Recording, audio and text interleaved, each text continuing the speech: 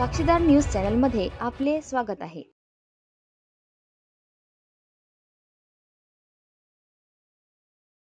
एक पक्ष जे विधानसभा निवडणुकीच्या तयारीला लागले, काँग्रेस असेल, राष्ट्रवादी काँग्रेस असेल, शिवसेना, महाविकास आघाडी आणि समोरचे सुद्धा लोकसभा निवडणुकीमध्ये महाराष्ट्रानं नरेंद्र मोदी यांच्या नेतृत्वाखालच्या, मोदी शहांच्या नेतृत्वाखालच्या, देवेंद्र फडणवीस यांच्या नेतृत्वाखालच्या महाराष्ट्रातील भाजपचा दारुण पराभव झाला। आमच्या काही जागा फार थोड्या फरकाने गेल्या, त्यातली अकोल्याची सुद्धा। ह्या वेळेला अकोल्याची जागा आम्ही जिंकू अशी आम्हाला खात्री होती। तिरंगी लढतीमध्ये हे जमलं नाही, पण विदर्भात चांगलं यश मिळालं, मराठवाड्यात यश मिळालं, मुंबईत यश मिळालं। आता तयारी विधानसभेची आणि आम्ही सगळे नेते बराच काळ मुंबईच्या बाहेरच आहोत। काल बुलढाण्यात होतो, आज अकोल्यात आहे, संभाजीनगरला होतो। या राज्यातलं वातावरण हे असं आहे की कोणत्याही परिस्थितीमध्ये सत्ता बदलली। सरकारी तिजोरीतून पैशाची किती उधळपट्टी केली, लाडक्या बहिणींना पैसे मिळालेच पाहिजे, पण जो 1500चा आकडा आहे, तर आमचं सरकार आल्यावर त्यात भरघोस वाढ। लोकसभा निवडणूक हरल्यावर लाडक्या बहिणींची आठवण,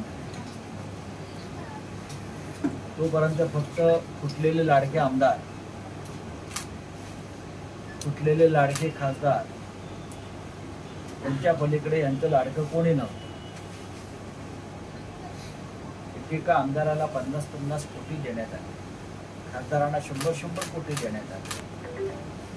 आताही नगरसेवक असतील शिवसेनेचे, पदाधिकारी असतील शिवसेनेचे, त्यांना पोटण्यासाठी कोट्यवधी रुपये खर्च होतो, पण लाडक्या बहिणींसाठी 1500।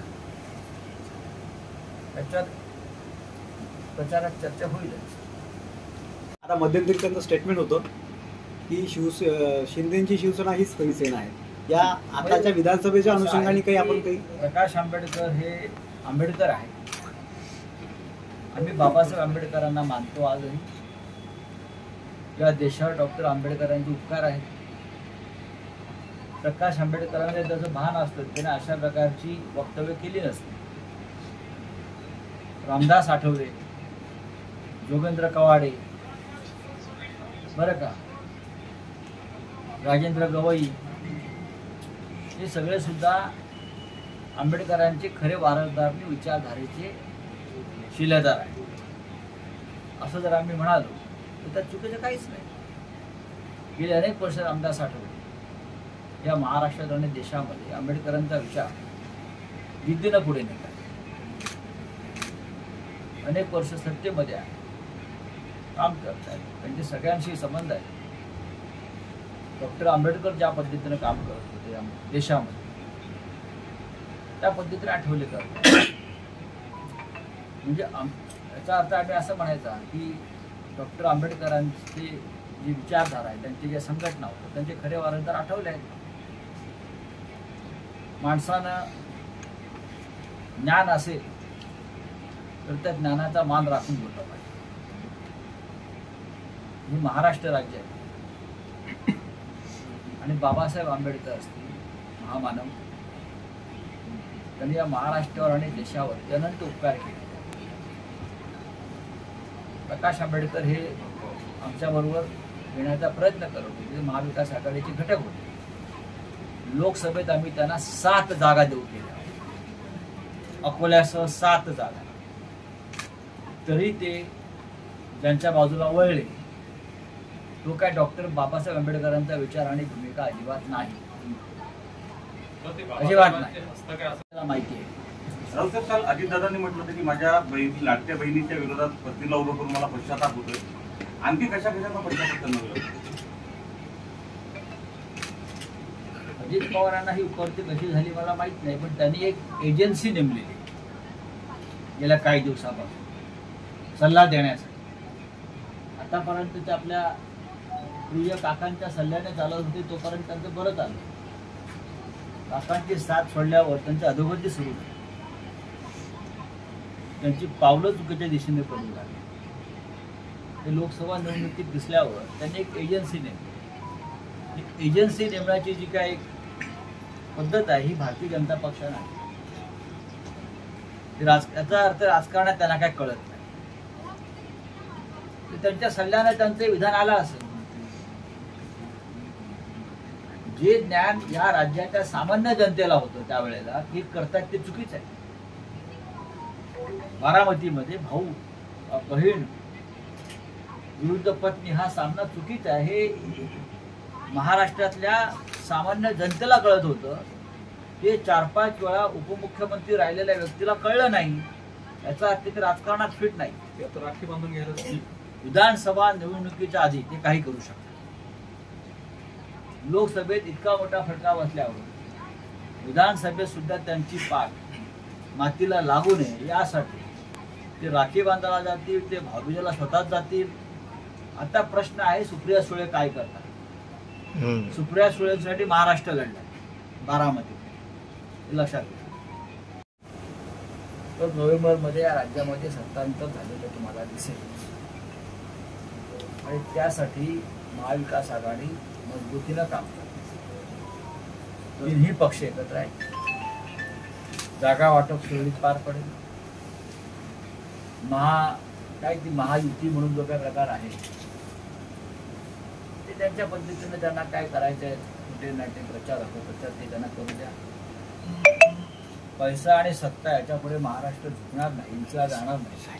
हे लोकसभेत आम्ही दाखवतो. माजी शिक्षण मंत्री हे अत्यंत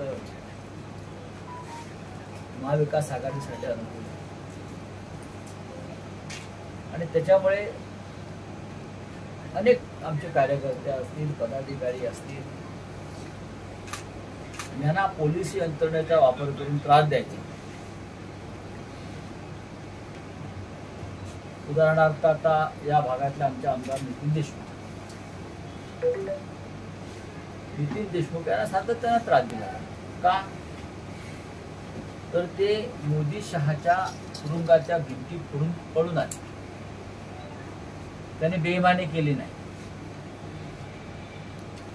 सुरतमधून ते पळून आले. ते 50 कोट्याला विकले गेले नाही आणि मग शेवटी चार्टर प्लेनला त्यांना इथे पाठवण्यात आलं. गेल्या काही दिवसापासून जसजशा निवडणुका जवळ येत आहेत तसं त्यांना त्रास दिला. काय तर म्हणे बेहिशोबी मानतात. कोणाची बेहिशोबी मानतात? आमची. तुमचं काय चाललं? तुमचा हिशोब द्या. नितीन देशमुखांची, आमच्या आमदारांची, आमच्या पदाधिकाऱ्यांची, आमच्या कार्यकर्त्यांची, मग राष्ट्रवादी असतील, काँग्रेस असेल, शिवसेना असेल, आमच्या चौकशा करतायत. तुमची चौकशी जेव्हा आम्ही करू तेव्हा तुम्ही सुटणार नाही, एवढंच सांग. कृत्यामुळे राष्ट्रद्रोही शक्तींना, धर्मांध शक्तींना मदत होत असते. मग ते कोणी असते. ज्या महाराष्ट्रात 2 असे नेते आहेत जे अशा प्रकारचं हस्तकाचं काम करतात. कधी मोदी शहाना पाठिंबा देतात, मग कधी विमान शिंदे गटाला पाठिंबा देतात. हे 2 जे नेते आहेत या महाराष्ट्रात, त्यांच्यावर आता महाराष्ट्राला विचार करण्याची वेळ आहे. लोकसभा निवडणुकीमध्ये या नेत्यांचं कोणी ऐकलं नाही. पाडापाडी करणं आणि त्या बदल्यामध्ये व्यवहार करणं या नेत्यांचं काम. खरं म्हणजे आपण सगळ्यांनी एकत्र येऊन या धर्मांध शक्ती, महाराष्ट्रद्रोही शक्तींना धडा शिकवायला पाहिजे. पण तसं न करता खरं म्हणजे या लोकांनी फक्त महाराष्ट्रात नव्हे तर संपूर्ण देशात त्यांचे उमेदवार उभे केले पाहिजे. म्हणजे त्यांना जास्त पैसे मिळतात. महाराष्ट्रात त्यांना कमी पैसे मिळतात. देशात त्यांनी निवडणुका लढवाव्यात आणि मोठा व्यवहार करावा. बहिणी योजनेची खाती आहेत ते आधारला जोडण्याचं काम करायला सांगितले. त्यासाठी लाडक्या बहिणी योजनेच्या ज्या महिला आहेत त्यांची 10 पटीनं पैसे घेऊन त्यांची लूट सध्या सुरू आहे महाराष्ट्रात. आहे ना, ही लूटच सुरू आहे महाराष्ट्रात. महाराष्ट्रात लुटेशिवाय दुसरं काही सुरू नाही. की अजून 2 किंवा 3 महिने ही लूट चालवली जाईल. सर, देशामध्ये आणि सत्ता परिवर्तन करण्यास कुठे कमी पडले असं आपल्याला वाटते? अजिबात सत्ता परिवर्तन करण्यास आम्ही कमी पडलेलो नाही. सत्ता परिवर्तन एक लक्षात घ्या की भारतीय जनता पक्षाचं म्हणजे नरेंद्र मोदी यांचं बहुमत आलेलं नाही, हे आमचं सगळ्यात मोठं यश. दोन्ही निवडणुकांमध्ये भारतीय जनता पक्षाला स्वबळावर बहुमत मिळालं. त्यांचं सरकार 300च्या पार जागा जिंकून स्वतःच्या ताकदीवर आलं. ह्या वेळेला त्यांच्याकडे बहुमत नाही, ते कुबड्यांवरचं सरकार आहे. त्या कुबड्या कधी पडू शकतात. एक फाईल जी आहे माझ्या माहितीप्रमाणे मंत्रालयात, आणि ती जर देण्या घेण्याची असेल तर त्याकडे हल्ली दिल्लीचं फार लक्ष आहे.